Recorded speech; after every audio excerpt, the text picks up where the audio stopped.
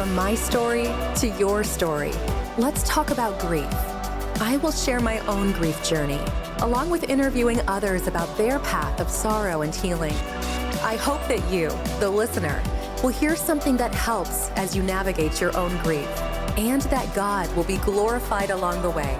This content is meant as a discussion and not to give professional help. Let's get started. This is my daughter-in-law, Joy, who is married to my oldest son. So she's been my daughter-in-law for the longest out of my three. I say daughter-in-law, I don't even like that word, daughter-in-love. And she claims she's the favorite because she's been here the longest. Yep, so I'd say that's accurate. Yeah. So we try not to show favoritism, but Joy says she knows she's the favorite. So that's how it is. Well, today we're going to look at grief from the standpoint of still Don passing, and talking about our family grief, which Don was my husband, passed away at 55 years of age. And I've interviewed sons, I'll be interviewing grandchildren, but also I want to interview my daughters-in-law and look at their perspective of things, because I think sometimes there are people in the circle of immediate grief that they grieve heavily, but they get kind of lost in the shuffle. So I want to say, first of all, is there anything that you remember about Dad as far as first meeting him? Okay, so Jamie and I met in college, and we were trying to get to know each other, and I knew Jamie was goofy, but I also really appreciated that he wasn't attention seeking. So, he could be a lot of fun, but he wasn't the class clown, and that's something I noticed and appreciated. Well, then his parents came to visit, and I was nervous to meet you guys, and you all looked like you had it together. You're so put together and looked so sharp, and I remember just thinking, be normal. And Dad, right away, right out the gate, joked with me and teased me, and it just was comforting to feel like, okay, this guy's normal. Yes. And he's not going to try to hold me up to a certain standard that I can't keep up with. So that was really comforting, yeah. And you would come to find out over the years just how flawed we all are. I still think you have it pretty put together. How long did you know Dad? I think it's important for us to establish that you knew him for a while. 13 years. So Jamie and I got married in 2009, and we knew each other a few years before that. And just from you guys coming and visiting the college, or me coming to visit you guys, and I remember each time just feeling like I wanted to just be normal and get to know these people and not blow it or whatever. But Dad was always so calm and kind, and I feel like I could sense that that's where Jamie got that attitude of funny, great sense of humor, but didn't have to be the center of attention. Right. No, just Dad not self-seeking, not trying to get his attention, get everybody's attention on him. So I really appreciated that about him, that was just it felt peaceful to be around him. You didn't feel like you had to try. Calms things down. I didn't realize till after he passed, I really was the crazy one, and he kind of kept me in order, to be honest. So I say that because you can know somebody for a few months or a year and feel extremely close to them, but 13 years is a little mini lifetime. So it was somebody that you were close to, and that brings me to this. So did you feel close to Dad? Did you feel like he was your inner circle of people? Yeah, I felt incredibly close to him. I did not feel like an in-law or an outlaw, as he would joke about at different times. I did not feel that. I felt like we were blood relatives. Yes. I have always felt that way. Right off the bat, I felt like this is so kind of both of you all to treat me that way, and just part of the family, not like an outsider having to earn her way in. and that is how we felt, and how I feel.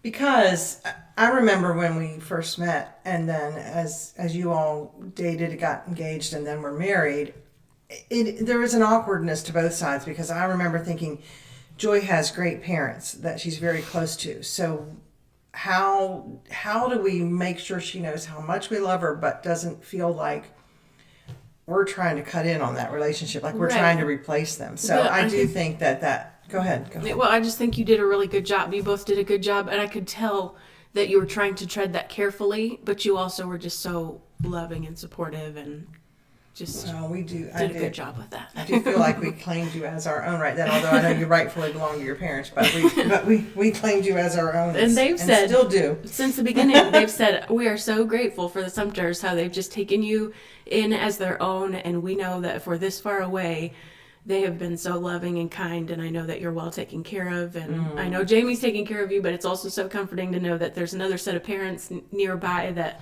can help us stuff, and you guys did a great job with that, and you are still. Bless your heart. So, what do you think of when you think of Dad? Whether it's a description or words or characteristic, or I think of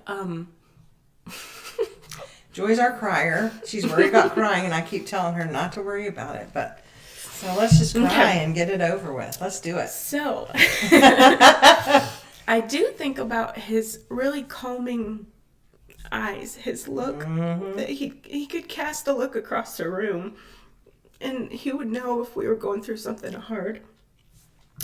And then just life transitions are hard, not bad, but you know, if you think early on back to being a new bride, you come away from your family. Yes. You've moved to a new church and all of these things. You're trying to get to know everybody's names and who's related to everybody and keep track of all of that.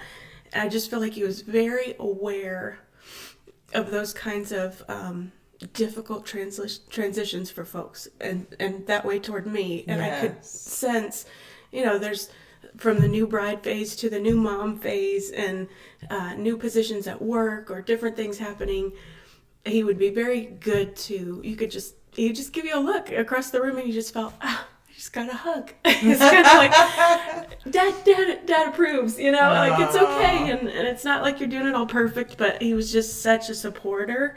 That stands out to me. He was in love with his family, and head over heels for the grandkids, of course, as I'm sure you've heard from different podcasts, but so supportive. Just he wasn't the person that had to share his opinion on everything, and it doesn't mean we don't all have them, but he was careful with his words, and he was very supportive.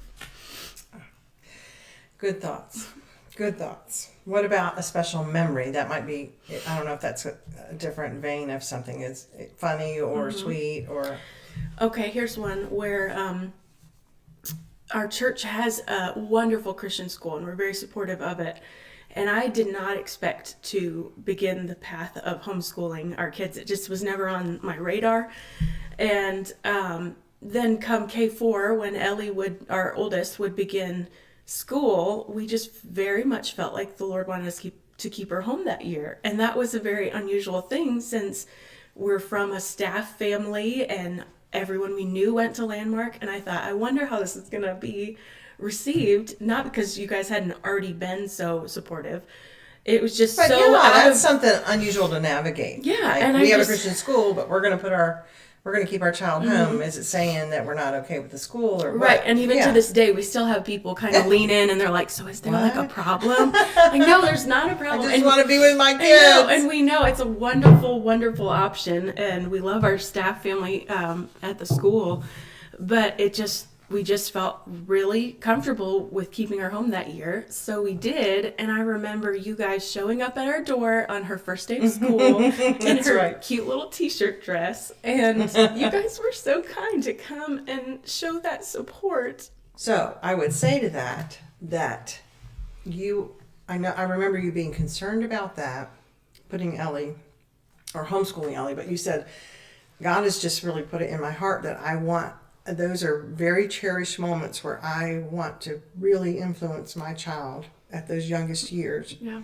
And you felt that that's what God wanted you to do. Not because there was something wrong with putting her into that school or any school. It was that's where you felt you should be. And that's even continued for a while. And I know that there may be a point you decide to do something different, but right now that's on your heart and mind. And I do think it's important for families to realize that's not just that, but any decision that you make you're concerned about your parents or your in-laws, their input in it, and it reminds us all to have guarded words, to talk things through, to be careful, because you know that's part of us working together as a family. You guys really could have made that hard on us.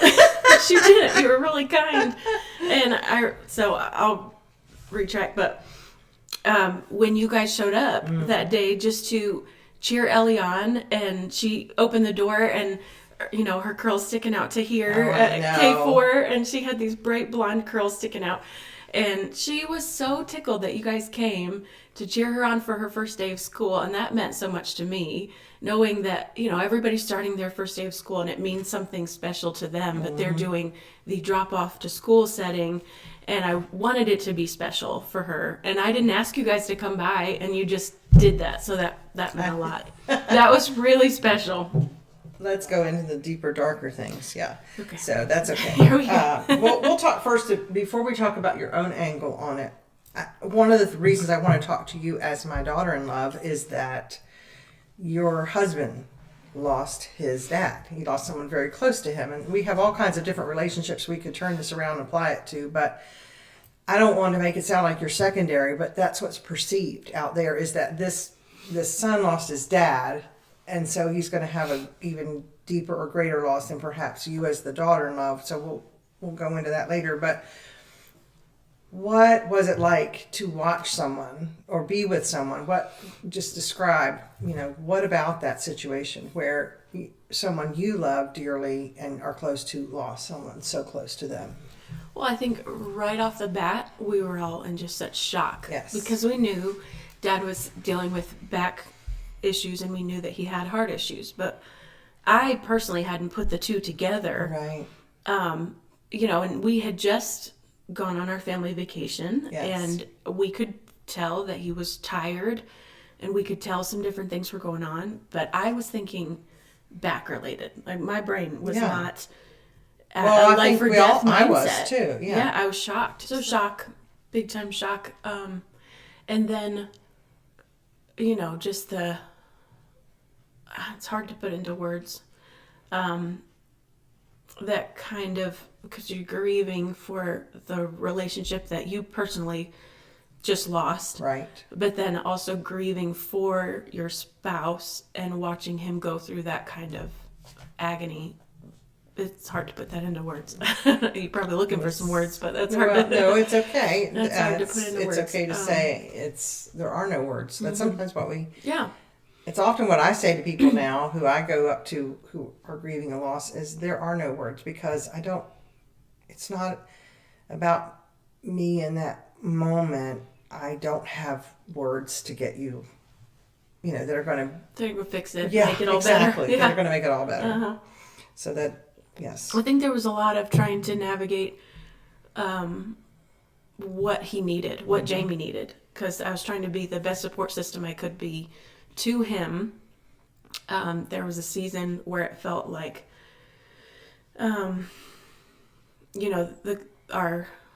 guys, the brothers, were in such a grief cloud, and they were dealing with so much themselves. So Lauren and I, and Chrissy, we would just kind of give each other this knowing look, like checking on each other. Are you okay? Because we're trying to hold it up for each other and hold it up for our husbands and keep the kids taken care of, and also reinforce how much Daddy wants to be involved, and he's here, but mentally he was going through so much and emotionally going through so much. So there was a lot of trying to balance that, trying to figure out when to talk and when to listen, and mostly just needed to listen. Talking wasn't really needed a lot of times. I do remember that immediately, all of you, the sons, the daughters-in-laws, and the grandbabies that were with us at the time coming to the house and us all being together. And I remember, I was in a fog, but I do remember watching you all move around and take care of your children, check on your husbands, and do the basic things like get out food or put food away, or, just things that needed to be done for daily life. I remember noticing that, and even thinking they're coping with a lot right now, because I know they're heartbroken to lose dad. I know that they're heartbroken to watch their husbands, and your babies, your grandbabies, and then, or your babies, my grandbabies, and then to physically, you didn't feel like you could just sit down and grieve all the time. You were up trying to do things, thinking, well, we're going to help them.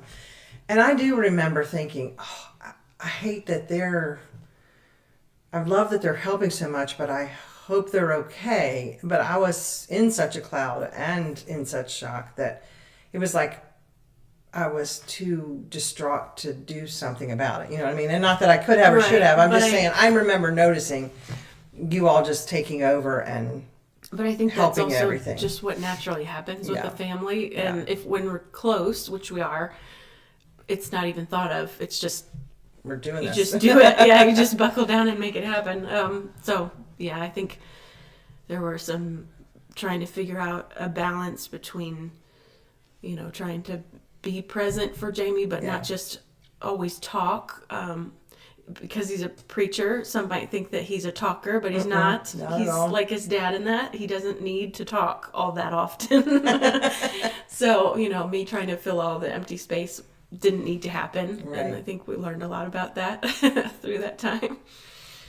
So along that vein, I remember something that happened to me that I feel like I probably know a very little bit of what you went through at that time when Jamie went off to college. He was our first to leave home, and we were so close that Dad and I were devastated. I remember this will be another podcast too, or episode for YouTube or podcast, where I discussed the grief of children leaving home. But anyway, to relate it to what we're talking about, I was so mad at my parents and people that didn't tell me how horrible this moment was. This is just like earth shattering, and we grieved it so heavily. But to correlate with what I'm talking about with you, Dad was so heartbroken and grieved so heavily. He cried all the time about it. Had chest pain where it was wearing so heavy on him that I had to bolster and kind of like be the strong one. Rally. I just felt like I had to. Rally's a good word. All through the time that we left him, and then even that first year. And I remember when Jamie left the second year for college, I really started to grieve and miss him in a different way and let myself cry, because I had kind of delayed, I know I had grieved and was sad about it, but I had kind of delayed my part of the grief on that because Dad was struggling. And I feel like, you've been crying a lot as we prepped for this interview. I don't know if I'm not trying to diagnose, I'm not a doctor or any of that, but I think that sometimes, I look over and see how much you're going through now, and I'm wondering how much you set as aside to, to help your family. Yeah, I think a lot, because we're still processing. I don't think we're on the other side completely. Right. I don't know when that happens, if it ever happens on the side of eternity, but it feels still very fresh. So, there's the concept of the kids are around. Be careful how much you talk about the sadness, because they went through a lot. Yeah. They saw us all grieving, and there's parts of it that you can't and don't need to hide from the kids. But there's a point where you want them to see Mom and Dad be happy. Yes. And you want them to see there's structure to our day. There's things to expect. Like, they know what to expect in the day, because you want that rhythm for your kids. So I think there was a lot of holding it together for that too. And so when the kids are around, it doesn't mean we do talk about Dad. We really do. But, we don't want it to always be in sadness. So it's kind of like you turn that off. Yes. And when I turn it on, then it's just the floodgates, and I don't know how to turn it back off. That's okay. Maybe I'll learn that one day. No, I don't know. I think it's great. We all grieve differently. That's what we've been doing these interviews for. Is I hope it helps people understand. We've got our criers who cry all about it. We've got delayed grief sometimes. We've got immediate grief that's overwhelming, that does things to us. And some of us, like I do cry. I fall apart when I'm by myself. And it's not that I try to wait till then. It's just how I'm made up. And of course, I do cry some off and on in these discussions also. But I'm just, people are wired differently, and that's all okay. We're all still grieving just fine. And I think Jamie said, it would not be okay if we all grieved at the same moment, the same way. Because somebody's got to pick the other one up. We got to hold each other up. And, I'm grateful that we have each other to do that. And sometimes it's something sweet or silly that one of the kids says to us that turns the mood to be sweet. And then sometimes it's us adults. Yeah. Yeah. Well, I know for one, I'm thankful to have you in my life. I'm thankful that you have been... I'm so grateful for my 3 daughters in love. I could not have handpicked them better if God let me.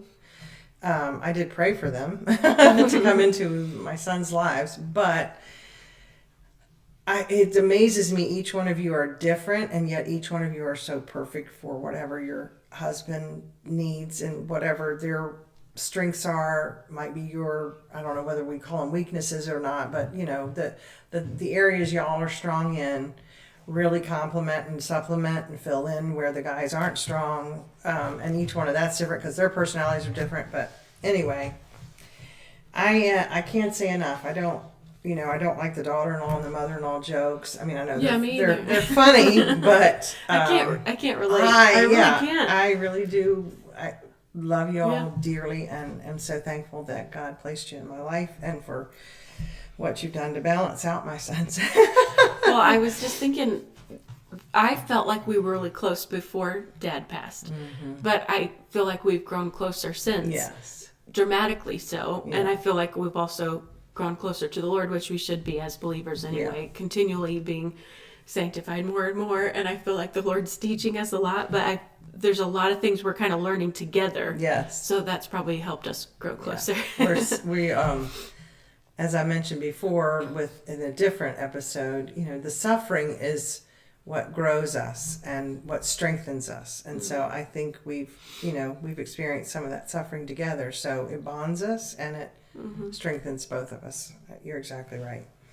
Plus now you're my pastor's wife, and I was a pastor's wife. That's weird. No, I love it. You're a great one. But, you're my pastor's wife. I was a pastor's wife.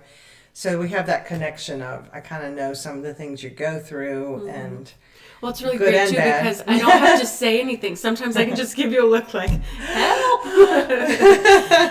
But she understands without me having to bear all. So that's really nice. Well, you're doing fantastic at staying humble and growing in the Lord.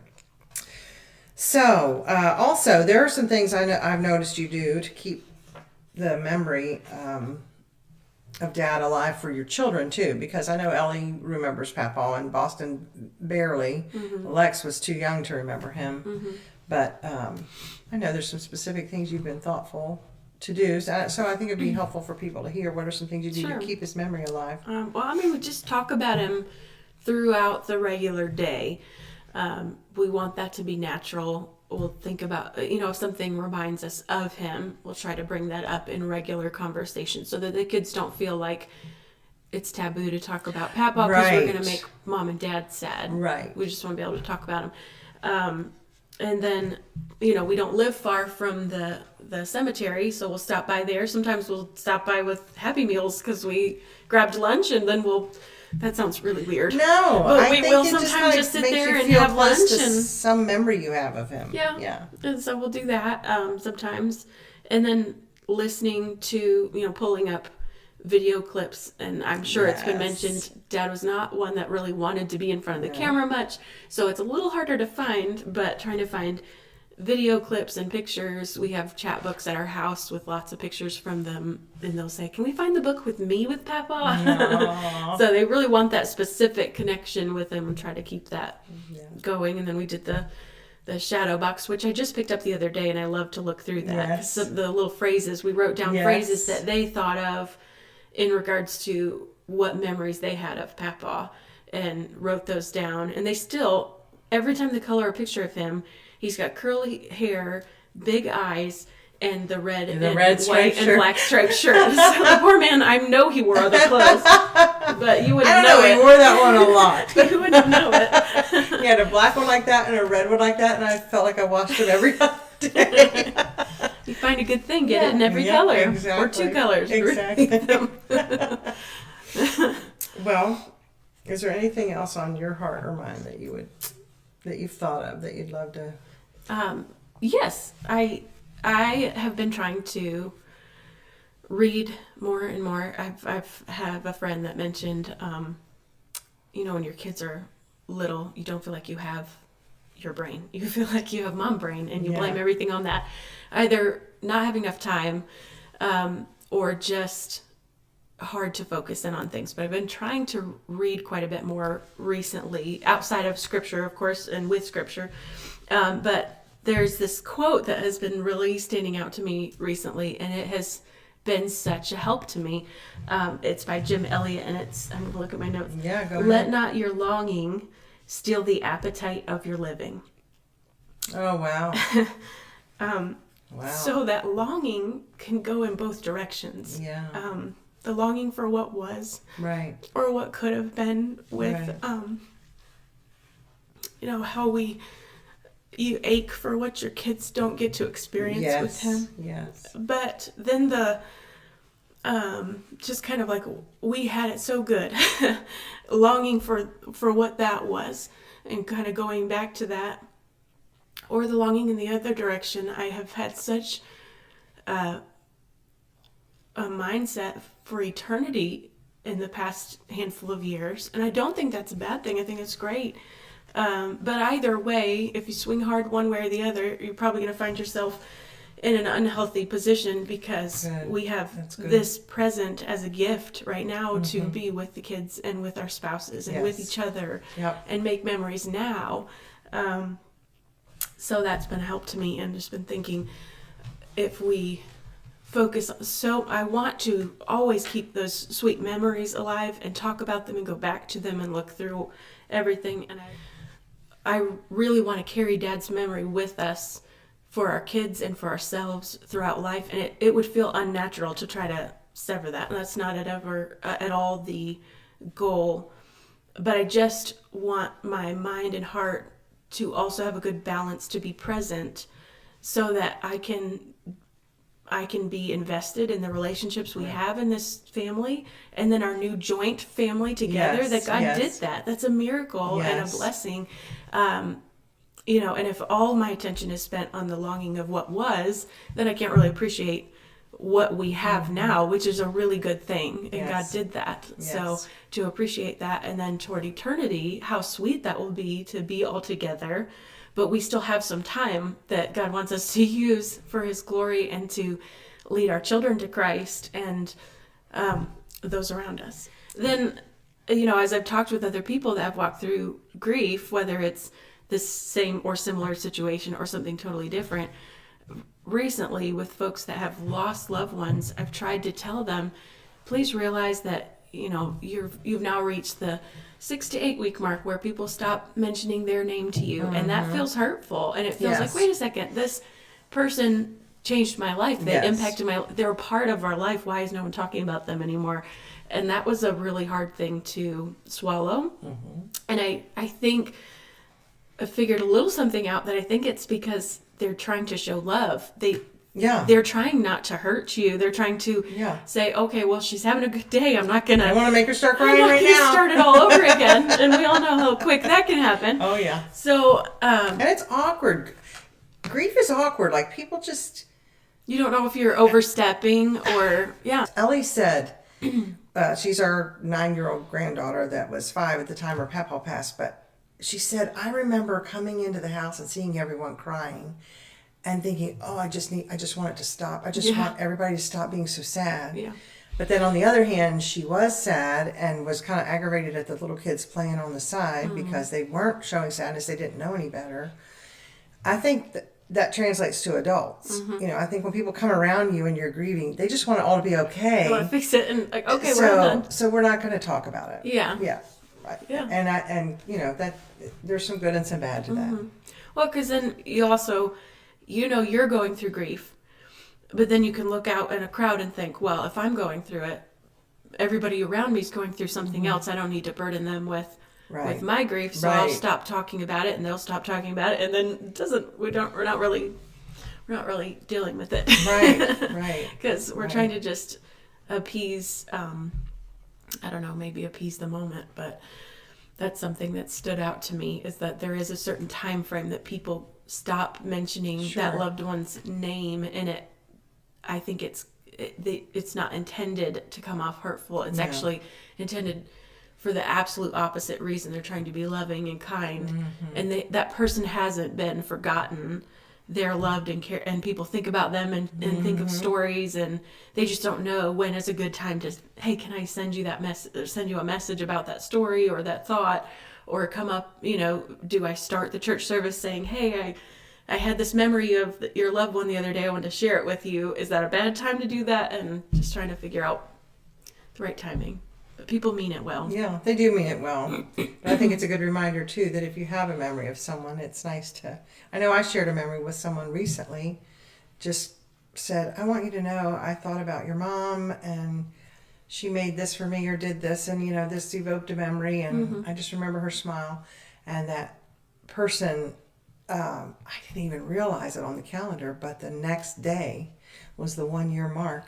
Oh, wow. And they, kind of teared up, and they were so appreciative that somebody remembered something about their, and I'm not praising myself, because I'm not very good at that. The Lord might have brought that to your mind. I'm not very good at that. And so that is exactly what I thought afterwards. I thought, wow, when I realized the next day was the 1-year mark. I feel like that. Knowing my memory, that was just God bringing that to my mind. That's the truth. So I do think, that's it's insightful that people aren't doing that on purpose, but and it's insightful that we tend to really be bothered by that our person's going to be forgotten or didn't matter. I mentioned that sometimes, but it's also important to remember, okay, if you have that thought about that person, don't be afraid about stirring up a tear or something. Just share it with them, because it means a lot. I think that would mean a lot, even if they do cry at that moment, and it's not, you didn't do a bad thing because of those tears. You're actually helping them, because they do feel like somebody's thinking of them, somebody's remembering. So I think those are good to do. As we kind of wrap up, what is something on your heart and mind that has helped you in your grief? Well, this morning I was reading Psalm 68, and there are actually quite a few verses that stood out to me throughout that chapter, but one of them I wrote down from verse 19. It talks about that the Lord daily bears me up. And that's a perfect description of what he's done for our family, and that there's certain days you get up and think, I can't do today. I can't do it well. I want to have a grieving day. I want to sit down and not have to care for anybody because I want to grieve.